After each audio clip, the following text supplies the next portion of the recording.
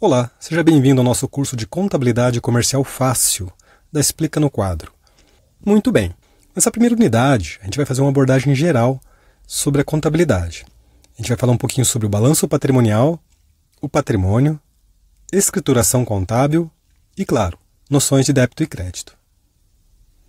Muito bem, essa tabela que você está visualizando agora, na verdade é um dos mais importantes relatórios contábeis produzidos pelo Departamento de Contabilidade das Empresas, e serve para informar aos diversos interessados a posição financeira e patrimonial de uma empresa, em uma determinada data.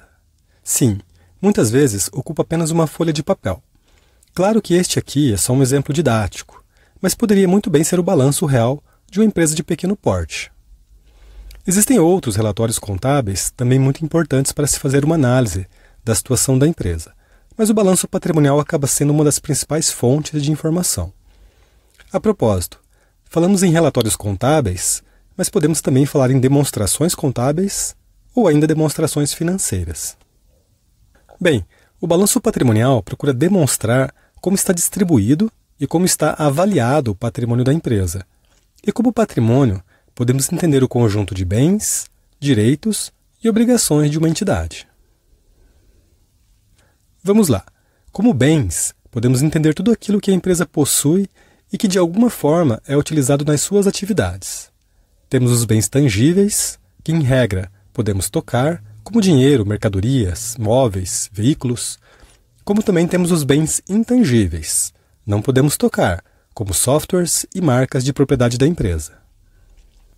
Já os direitos seriam tudo o que a empresa tem a receber de alguém, como por exemplo os pagamentos a prazo, devido pelos seus clientes. E as obrigações seriam suas dívidas, de curto ou longo prazo. Aqui uma observação. Todos os elementos que fazem parte do patrimônio devem ser avaliados monetariamente, ou seja, tudo que vai para o balanço patrimonial precisa obrigatoriamente ter um valor em nossa moeda, o real. E tem que ser em real, não pode ser demonstrado em moeda estrangeira. Mesmo assim, é importante comentar que somente o balanço patrimonial não nos dá uma ideia exata de quanto vale uma empresa. Esta é uma informação que depende de outros fatores também, especialmente análise de mercado. Mesmo assim, é por meio do balanço patrimonial que sócios avaliam o crescimento da empresa, investidores avaliam a possibilidade de entrar no negócio e administradores avaliam o desempenho do próprio trabalho realizado na gestão da empresa. Voltando ao nosso balanço, este relatório apresenta o patrimônio da empresa de uma forma organizada e padronizada. Organizada, pois existem regras para apresentar todos os elementos que fazem parte do patrimônio. E padronizada, pois essas regras devem ser seguidas por todas as empresas. Assim, quem sabe como analisar o balanço patrimonial de uma empresa não terá muitas dificuldades em fazer a mesma análise para outras empresas, mesmo que sejam de setores diferentes. Logo de início, podemos perceber que o balanço patrimonial é dividido em duas colunas principais. A coluna do ativo, em que são organizados os bens e direitos da empresa, e a coluna do passivo, em que são apresentadas as obrigações da empresa. Portanto, quando você analisar o lado esquerdo do balanço, estará avaliando o que a empresa tem de positivo, por assim dizer, seus bens e seus direitos. Mas quando analisar o lado direito, estará diante das dívidas da empresa, que também fazem parte do seu patrimônio. Você pode notar que existem diversos termos listados na tabela e ao lado de cada um valor expresso em real. Muito bem, esses termos são na verdade as contas contábeis. Cada conta representa um elemento que faz parte do patrimônio. Pode ser um bem, um direito ou uma obrigação. Uma empresa pode ter milhares de contas conforme a complexidade da sua atividade, mas só aparecerão no balanço patrimonial as contas que fecharam o período apresentado com um valor, que a gente chama de saldo da conta. Aqui em nosso exemplo, a conta caixa fechou com um saldo de R$ 1.900. O período pode ser mensal, trimestral, anual, enfim, depende da necessidade de informação da administração e também da legislação, contábil e fiscal. Logo falaremos mais sobre a estrutura do balanço patrimonial, mas agora a sua principal dúvida é a seguinte: como chegar nos valores que estão apresentados para cada conta contábil? E aqui entra um dos principais pontos para compreender a contabilidade, que é justamente tentar entender o modo como são feitos os lançamentos contábeis, pois somente depois que realizamos todos os lançamentos contábeis relativos a um determinado período da empresa é que podemos apurar o saldo de cada uma das contas que foram utilizadas e que fazem parte do patrimônio da empresa. Uma conta para cada elemento e assim emitir as demonstrações contábeis, incluindo aqui o nosso balanço patrimonial. Funciona assim. A empresa faz diariamente várias operações que alteram seu patrimônio.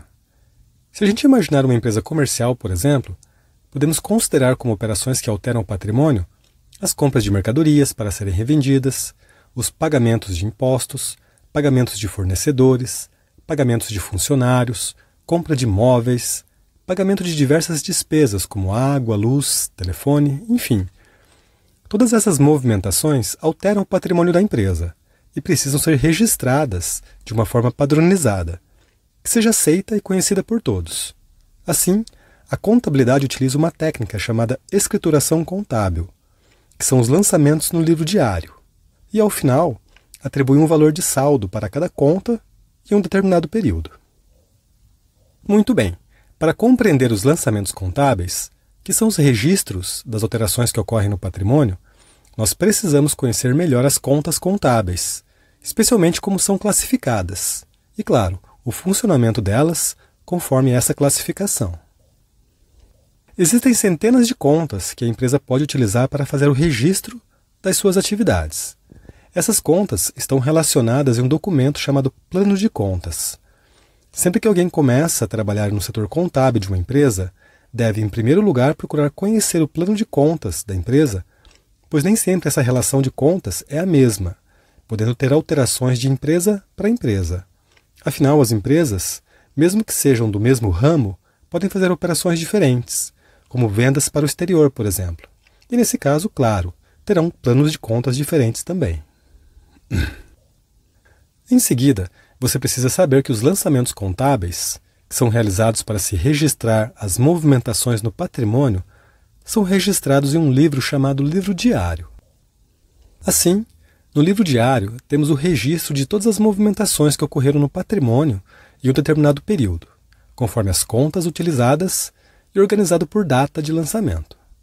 As movimentações do patrimônio, que ficam registradas no livro diário, servirão de base para a elaboração do balanço patrimonial e das demais demonstrações contábeis ou demonstrações financeiras, se você preferir esse termo. Portanto, tudo começa com o correto registro dos fatos administrativos, que são aqueles eventos que efetivamente alteram o patrimônio. Normalmente não se costuma registrar os atos administrativos, que são eventos que não alteram o patrimônio de imediato, como por exemplo a simples assinatura de um contrato com um fornecedor. Atualmente, a contabilidade utiliza sistemas informatizados para fazer o registro no livro diário, utilizando as contas contábeis. Contudo, em nossos estudos, utilizaremos uma estrutura gráfica bastante simples e conhecida, chamada razonete. O razonete é uma figura na forma de um T maiúsculo e serve para anotarmos os valores correspondentes a cada movimentação que ocorre em uma conta. Por isso, temos um razonete para cada conta, sendo que cada conta representa um elemento do patrimônio. Mas é importante comentar que o mesmo raciocínio utilizado no razonete é usado também no sistema contábil. Por isso é muito válido o estudo da escrita contábil com a utilização de razonetes.